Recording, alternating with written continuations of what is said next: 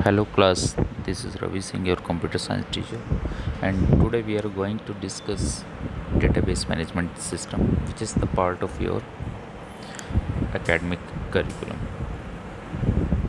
And first of all, students, we are going to discuss what is database. A database may be defined as a collection of interrelated data which are stored together to serve multiple applications. The data is interrelated in a database. Interrelated data means we can say the data is related to each other, and also multiple tables may exist in database so that we can easily access the different data and we can easily get the different data in a single table or in a single relation. So what is a database? A database may be defined as a collection of interrelated data. मैंने पहले भी अभी आपको बताया कि database एक collection है interrelated data का, जिसमें डेटा जो है वो आपका इंटररिलेटेड रहेंगे and which are also stored together to serve multiple applications. हम एक एग्जांपल्स ले सकते हैं जैसे स्टूडेंट्स डेटाबेस. स्टूडेंट डेटाबेस में हमें किन चीज़ों की रिक्वायरमेंट होगी? अगर हम देखते हैं तो एक सीरियल नंबर या स्टूडेंट नंबर होना चाहिए, स्टूडेंट नेम होना चाहिए, क्लास होना चाहिए, the section in which he is studying section होना चाहिए, mother's detail, father's detail, his address, mobile number for communication etcetera. तो these data are inter related and the data belongs to a single person only. Clear? This is a database. Now come to the next slide. A database management system. What is a DBMS? A DBMS stands for database management system. A DBMS refers to a software that is responsible for utilizing database, maintaining the data, as well as for the storing of the data also. We have multiple applications of DBMS. Different and variety of softwares are available in market, and in our syllabus MySQL as a database, we are learning MySQL as a database. What is the full form of MySQL? MySQL stands for My Structured Query Language, and SQL. Some examples of DBMS softwares, because DBMS is a software which is used for storing, maintaining, and utilizing the database. Examples of database softwares are MySQL, SQL which stands for Structured Query Language, Oracle, DB2, DB2 stands for Database 2, and Sybase. These are the examples of database management software. A database also along with DBMS is referred to as a database system. अगर कोई पूछता है what is a database system, a database along with a DBMS is referred to a database system.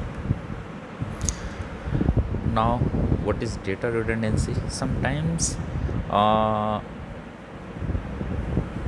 किसी भी employ की वजह से हम क्या होते हैं, बार बार किसी भी डेटा को, डुप्लिकेट डेटा को एंटर कर देते हैं, और डेटाबेस में ये सबसे बड़ी प्रॉब्लम है. जब हम किसी भी डेटा को सर्च करते हैं तो we may get some duplicate data. That's why the duplicacy of data or duplication of data is called data redundancy. Again, what are the goals of DBMS? कुछ ना कुछ हमारे पास गोल्स होंगे जिसकी वजह से हम लोग क्या है DBMS सॉफ्टवेयर्स का यूज़ करते हैं. The goals of DBMS for the storing of information, definitions में ही पढ़ रहे थे, to store the data, storing information into the database, as well as to retrieve information from the database. Suppose I want to extract or to get the data of a student whose name is Aditya. That's why suppose 2000 students are studying in a school, and maybe multiple Aditya भी बहुत सारे हो सकते हैं, multiple name हो सकते हैं उसके, और आदित्य को 2000 बच्चों के डेटाबेस में सर्च करना एक बहुत बड़ी प्रॉब्लम होगी. So to retrieve the original and factual data as well as to store the data in a database. These are the goals of database management system. Now what are the advantages of database? Data sharing. We can easily share data to our clients, as well as we can easily store and share the database to different users. as well as controlling data redundancy. It means we can remove the duplication of data, duplicacy of data, as well as data consistency. We can apply some integrity constant. What are the integrity constants? Integrity constants are the set of rules. सीधे सीधे हम ये कह सकते हैं, these are the set of rules which are used to maintain the quality of information. Set of rules which are use to maintain the quality of information. बहुत से examples हो सकते हैं जिसका हम यूज़ कर सकते हैं. कहाँ पर? जब हम माई एसक्यूएल पढ़ेंगे, स्ट्रक्चर्ड क्वेरी लैंग्वेजेस पढ़ेंगे, उस समय हम देखेंगे how can we apply integrity constraints to get the data और to maintain the quality of information. We can maintain the data integrity. What is data integrity? Data integrity is the accuracy, completeness and reliability of data. This is called data integrity. We can share the data, we can maintain the consistency of data, we can control data redundancy, means we can remove duplicacy of data, etc. Again, what is RDBMS? RDBMS stands for Relational Database Management System. In RDBMS, all the tables are interconnected. It means with the help of single table or with the help of some fields, columns, etc., or with the help of any key, we can easily fetch the data, or we can relate the tables with each other. We can get a single we can get the data in a single table with the help of RDBMS. Multiple tables may be there, and in RDBMS data is organized in two-dimensional tables, and these two-dimensional tables are also called relations. Clear? Now a structure of a table. अगर हम एक two dimensional table की बात करें तो उसका कुछ structure होगा. मीन्स नंबर ऑफ रोज होंगे, नंबर ऑफ कॉलम्स होंगे.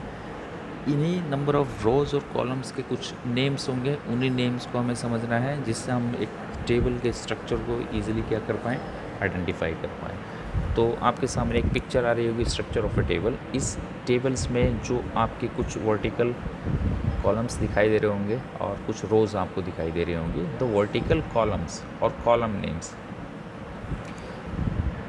These are called fields. Columns को हम फील्ड्स के नाम से जानते हैं और जितनी भी रोज़ होंगी उनको हम रिकॉर्ड्स के नाम से जानेंगे. और जो कुछ भी इन टेबल्स में स्टोर्ड होगा, इन टेबल्स में जो कुछ भी डेटा स्टोर्ड होगा, उस डेटा को हम डेटा आइटम बोलते हैं. Clear? Now comes on components of a table. Components of a table means first, सबसे पहले अगर हम आते हैं तो रिकॉर्ड पर आ जाते हैं. A record is a named collection of data items which represents a complete unit of information. Suppose हम किसी स्टूडेंट को सर्च कर रहे हैं और उस स्टूडेंट का नेम है आदित्य. अगर हमारे पास आदित्य से रिलेटेड सारी इन्फॉर्मेशन मिल जाती है तो वो हम देखेंगे आदित्य के नाम के सामने ही अगर रोज़ में हम लेफ़्ट टू राइट मूव करते हैं टेबल में, तो आदित्य का पूरा इन्फॉर्मेशन जो है वो एक सिंगल रोज़ में ही होगा. तो अगर हम साफ साफ देखें तो रो और record is a named collection of data items which represents a complete unit of information. Now the field, a data item is the smallest unit of named data. It may consist of a number of bits or byte. A data item represents one type of information only. Suppose अगर किसी column का नाम आपका student number है तो उस पूरे के पूरे कॉलम में हम टॉप टू बॉटम में केवल स्टूडेंट नंबर ही क्या कर सकते हैं, स्टोर कर सकते हैं. और उस पर कुछ कॉन्स्टेंट्स भी अप्लाई होंगे. अगर स्टूडेंट नंबर आपका इंट होगा then we can only store the integer data in that particular field. अगर वो आपका कैरेक्टर है तो हम उसमें केवल कैरेक्टर डेटा है स्टोर कर सकते हैं.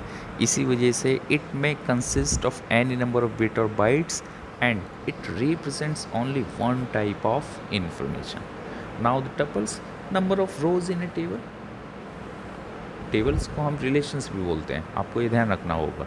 Number of rows in a table are generally referred as a tuples and attributes. The columns of a table are generally referred to as attributes. Columns को हम फील्ड्स भी बोलते हैं, फील्ड्स को हम एट्रीब्यूट्स भी बोलते हैं और एट्रीब्यूट्स को हम डोमेन भी बोलते हैं. तो column, field, attribute and domain, ये सारी की सारी चीज़ें आपका एक ही हैं. ठीक है. इसके बाद रोज़ को हम रिकॉर्ड्स बोलते हैं, रोड्स को हम रिकॉर्ड्स बोलते हैं, ये आपको समझना होगा। और रिकॉर्ड्स को ही हम टपल्स बोलते हैं, ये भी आपको हमेशा ध्यान रखना होगा। Now degree, the number of attributes in a table और in a relation determine the degree of a relation. Degree को मैंने आपको पहले ही बताया कि जो आपका डिग्री है यही एट्रीब्यूट है, इसी को हम फील्ड बोलते हैं और इसी को हम कॉलम भी बोलते हैं। इसके बाद हम लोग आते हैं कार्डिनैलिटी पर। The number of tuples means number of rows in a relation is called the cardinality और इन द रिलेशन और इन द टेबल। मैंने इससे पहले भी आपको बताया कि जो रोज़ हैं उन्हीं को हम रिकॉर्ड बोलते हैं, उन्हीं को हम कार्डिनैलिटी भी बोलते हैं। इसके बाद एक बहुत इंपॉर्टेंट टर्म्स आपका आती है view. What is a view? A view is a virtual table which really does not exist in a database. तो व्यू अगर एक वर्चुअल टेबल है तो फिर ये टेबल हुई कैसे? इस टेबल का मतलब ये है, जब भी हम SQL queries, we will discuss about view in upcoming portion, in upcoming videos, क्योंकि जब हम एसक्यूएल क्वेरीज लिखेंगे तभी हम एक्चुअली व्यू को समझ पाएंगे और इसको हम ठीक से समझ लेंगे। बहुत बड़ा कोई ऐसा पोर्शन नहीं है, but we will discuss about views in upcoming portion. जहाँ पर हम माई एसक्यूएल क्वेरीज लिखेंगे पढ़ेंगे, वहीं पर हम लोग व्यूज़ को भी डिस्कस कर लेंगे। A view is a virtual table that does not really exist in table views in a database. एक एग्जांपल मैंने लिया है छोटा सा, जिसकी हेल्प से हम व्यू को फ़िलहाल थोड़ा सा समझ सकते हैं। जैसे मैंने एक एसक्यूएल क्वेरी लिखी है, सिलेक्ट स्टार फ्रॉम सिंग। यहाँ पर जो सिंग है ये एक टेबल का नेम है, और select star, star means to select all the fields, means all the columns from table, table name is sing. इस टेबल में दो ही कॉलम है, एक टी नंबर का है मीन्स टीचर नंबर, और एक टी नेम का है मीन्स टीचर नेम। इसमें हमने कुछ डेटा बेसिक सिंगल ही मैंने डेटा स्टोर किया हुआ है। टीचर नंबर एक कैरेक्टर मैंने लिया था, इस वजह से ये कॉम्बिनेशन है आपका, इंटीजर का भी कॉम्बिनेशन है और अल्फ़ाबेट्स में। टीचर नंबर जो है वो मैंने R001 दिया हुआ है, और टीचर का नेम जो है मैंने वो रवि कुमार सिंह दिया हुआ है। ये तो ओरिजिनल डेटा से जितनी भी फील्ड्स हैं उसको ऑब्टेन करने की या रिट्रीव करने की क्वेरी है। लेकिन अगर हम व्यू की बात करें तो मैंने एक सेकंड क्वेरी लिखी हुई है, सिलेक्ट स्टार फ्रॉम सिंग। आपको दिखाई दे रहा होगा स्लाइड में, आप देखिए, select star T name from sing, select T name from सिंग।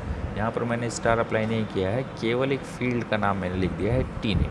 और जब आपको एक टेबल दिखाई देती है, उस टेबल में आपको केवल टी नेम दिखाई देता है और इसके साथ साथ रवि कुमार सिंह नाम दिखाई देता है। अगर ओरिजिनल टेबल सिंह में मैंने और 2-4 एंट्री करी होती तो आपको रवि कुमार सिंह के नीचे अदर्स टीचर्स के नेम भी दिखाई दे रहे होते।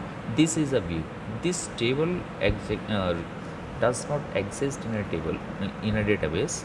ये टेबल आपका डेटाबेस में एग्जिस्ट नहीं कर रही है, लेकिन ये टेबल हमें कब मिली?